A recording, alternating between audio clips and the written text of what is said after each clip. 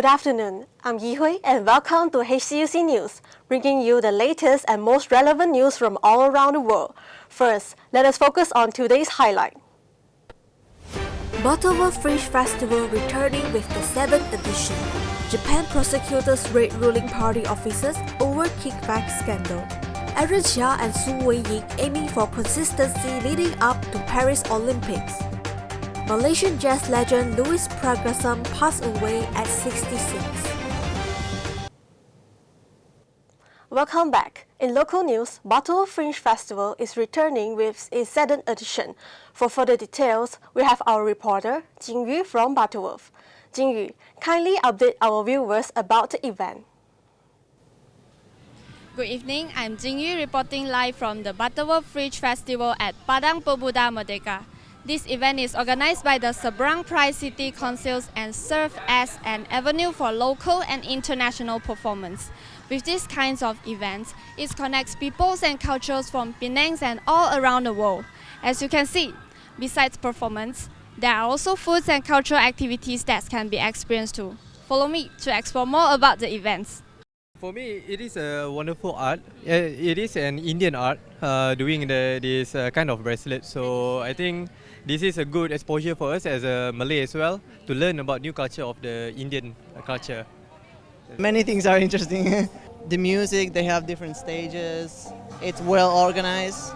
It's the kind of festival normally I like to attend. So, Bumi Mata focuses on the feminine energy, talks about how the struggles of women, the fact that this is an art festival where there's a lot of artists' work and theatre performances. I think it's a good progress to reach out to people, to let them know that they're not alone in this situation. Besides workshop and performance, Batik Fashion Show is making its debut for the first time at this event. Actually, batik is Malaysia. There is a very long culture and the fashion. So at this time, I will take this opportunity to help a lot so that local artists and designers meet with the modern batik and the songket, so can create very trendy fashion batik to introduce and featuring all the young people can accept for this batik.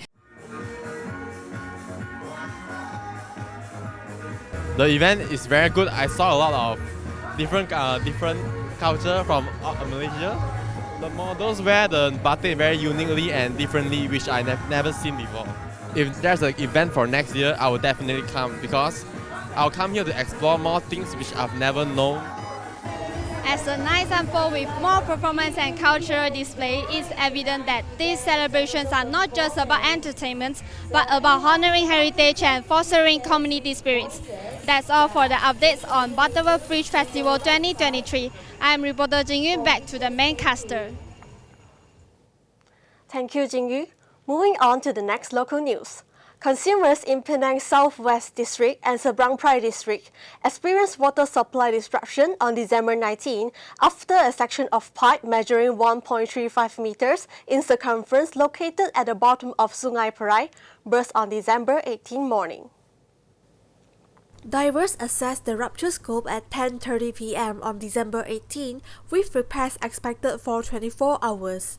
However, according to the statements by Penang Water Supply Corporation, the water normalization was delayed due to the dangerous river conditions, slowing down the repair works. The repeated delays have sparked dissatisfaction among people. 我们会很紧张哦，不知道怎么办哦，不知道怎么办，要煮东西都不能，2天都没有冲凉了咯，去拿游泳池的水咯，没有办法了咯，都完全没有水了嘛。不然我们去 Tesco 买啊，都买不到水啊，矿泉水手罐了也没有货。这两天不了，比较多人来买水不了。Menara Greenview water little bit only. She's like cookies business lo. She's doing. She need water cannot. She have to stop doing business lo. 临时治水就是措手不及了。然后我们是没有办法，我们也是要准备多一些水，就是储存多一点水，这样子来应备这些，然后突然间没有水的问题了。我是希望说尽快把这个burst pipe 是修理好，然后就不要再同样的事情再发生，因为它可以导致我们真的很不方便。In order to address water demand, Penang Water Supply Corporation deployed 22 water tankers to the affected region. Most areas regained water supply on December 22 after 4 days of repair and releasing air pressure from the pipes. In response to the escalating COVID-19 cases, the Health Ministry has rolled out a comprehensive plan consisting of 5 key strategies aiming to curb the spread of COVID-19 and its variants. The first strategy, Health Minister Datuk Sri Dr. Zulkifli Ahmad emphasized early detection of COVID-19 and its SARS-CoV-2 variants. The second strategy he highlighted involves community empowerment through the TREATS initiative, focusing on testing, reporting, isolating, informing, and seeking assistance. Additionally, he stressed the third strategy's importance, which centers on continuous monitoring of health facilities and robust case management, particularly targeting the vulnerable segments of the population. The fourth strategy is the significance of effective risk communication to empower communities. Lastly, he underscored the fifth strategy, emphasizing the role of digitalization in healthcare management through the MySejahtera application. Turning to the international headlines, Japanese prosecutors have conducted raids on ruling party officers following a funding scandal that has rocked Prime Minister Fumio Kishida's administration. On December 20 morning, authorities were seen entering the premises of the largest faction of the ruling Liberal Democratic Party, LDP. This happened after claims about receiving secret payments of 500 million yen surfaced, leading to the replacement of 4 ministers last week. Prime Minister Kishida, addressing the media, expressed urgency in restoring public confidence, but he did not say much about the investigation that's happening. Meanwhile, party officials including Toshimitsu Motegi felt extremely regrettable and promised to cooperate with authorities. Last week's dismissal, including key government officials, due to failure of reporting political funds, caused lots of attention and investigation. The investigation has also extended to other LDP factions, suggesting a closer look into purportedly undeclared political funding. The fallout from this scandal continues to unravel, posing significant challenges for Prime Minister Kishida's administration. Elephant Trunk Rock collapsed into the sea on December 15, according to the New Taipei Refund District Office, which managed the area. Elephant Trunk Rock, a beloved natural landmark in Taiwan known for its resemblance to an elephant's trunk, has sadly collapsed due to relentless erosion. Professor Shen Chuan Cho of National Taiwan University highlighted the unavoidable impact of constant exposure to seawater and wind on this delicate formation. Elephant Trunk Rock is located on a narrow strip of land called Shen Ao, about 10 kilometers from the popular tourist area of Jiufen, northeast of Taipei. The Queen's Head Rock at Yeliu Geopark is in a similar situation. Geologists caution that this stunning rock, often compared to Queen Elizabeth's bust, is at risk of collapsing soon. Each year, its size gets smaller. The circumference of the Queen's Head is now lower than 120 centimeters, showing that it's wearing away due to erosion that can't be reversed. As these natural wonders fade away, the global community grapples with the loss of these iconic landmarks. Now, going into sport news. Badminton enthusiasts, get ready for the exhilarating showdown at the upcoming Super 1000 Malaysia Open from January 9 to 14. Former world champions Aaron Chia and Su Wei-Yik pointed out that it will be crucial to maintain some form of consistency before the 2024 Paris Olympics in July. Based on the draw, Aaron and Wei-Yik, who fell one round to number 4 in the world rankings, will open their campaign against Denmark's Rasmus KJ and Fredrik Søgaard.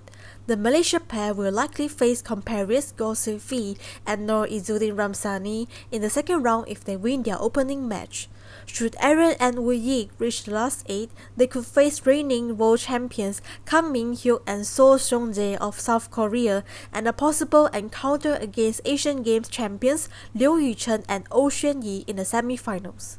For the record, Aaron and Woo Yik has only reached the semi-finals once in the Malaysia Open 2022. Aaron and Woo Yik finally broke their duck on the World Tour when they clinched the Denmark Open title in October. However, the pair have suffered a dip in form since then and will be looking to move up the world rankings again. Four-time SEA Games champion Arsha Mendran believes he still has plenty to offer to Malaysian karate after announcing his retirement on December 20. The Malaysia Karate Federation, MAKAF, has offered him and former Asian champion Hatta Mahmud coaching roles to oversee the national development squad. The 31-year-old has been contemplating retirement since his anterior cruciate ligament ACL surgery in November, his sixth surgery in the last 9 years. After a remarkable 12-year journey in the national team, Shamendran expresses a continued passion for the sport, believing he can contribute significantly to its growth in Malaysia. With an impressive track record, including his recent fourth consecutive SEA Games gold medal, Shamendran aims to share his experience and guide the next generation of karate talents. In his new role, Shamendran plans to serve as a development coach, focusing on equipping young talents with the skills they need to ascend to the elite level. Moving to entertainment news, Louis Pragasam, a long-time Malaysian jazz drummer whose powerful performances, deep knowledge of percussion, music history, and inspiring educator spirit made him an institution in his own right, has passed away at age 66.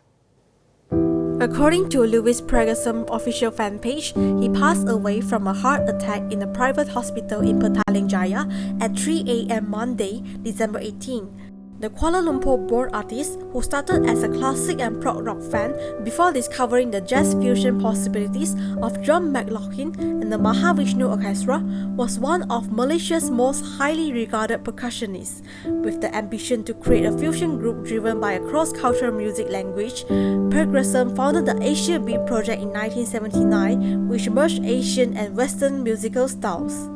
As one of Asia's leading percussionists, Pragasam performed with renowned artists such as Bob James, Nathan East, Paul Jackson, Tony Levine, Billy Cobham, and Andy Shepherd, as well as at major regional jazz events and international festivals, including a Royal Command performance for HRH, the Prince of Wales, Prince Charles in Edinburgh, Scotland in 1995. His energy, vision, and passion for drums had largely contributed to the huge regional interest in drums and percussion. Shifting gears from depressing news, let's move on to the next update. Malaysian film Abang Adik is making waves at the box office, achieving a remarkable feat in just 16 days of release, surpassing 4 million ringgit by topping the Malaysian local film box office rankings. Some audience not only watch it for the second or third time, but there are even dedicated fans who watch it in 14 times. The box office of Abang Adik continues to soar, with the cumulative box office in Taiwan reaching past 80 million new Taiwan dollar, breaking the box office record for a Malaysian movie released in Taiwan. In addition, the movie also exceeded 1.3 million Hong Kong dollar in the first week in Hong Kong. Abang Adik is the first movie produced by renowned Malaysian actress Lee Shin Jie and the debut film of Malaysian director Jin Ong. Featuring Golden Horse winner Wu Kang-ren and actor Chen Ze-yao, the movie shows a rare bond like that of the biological brother. The two actors touch many viewers with their performances, wetting as many packs of tissues with tears. Before we go, let us take a quick look at the weather forecast for tomorrow.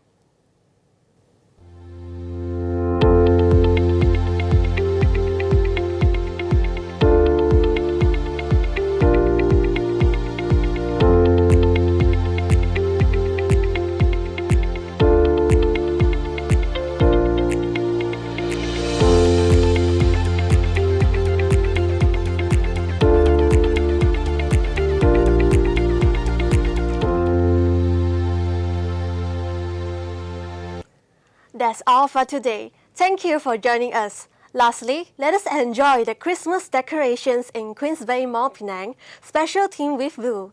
Stay tuned for more updates and have a nice day. Goodbye.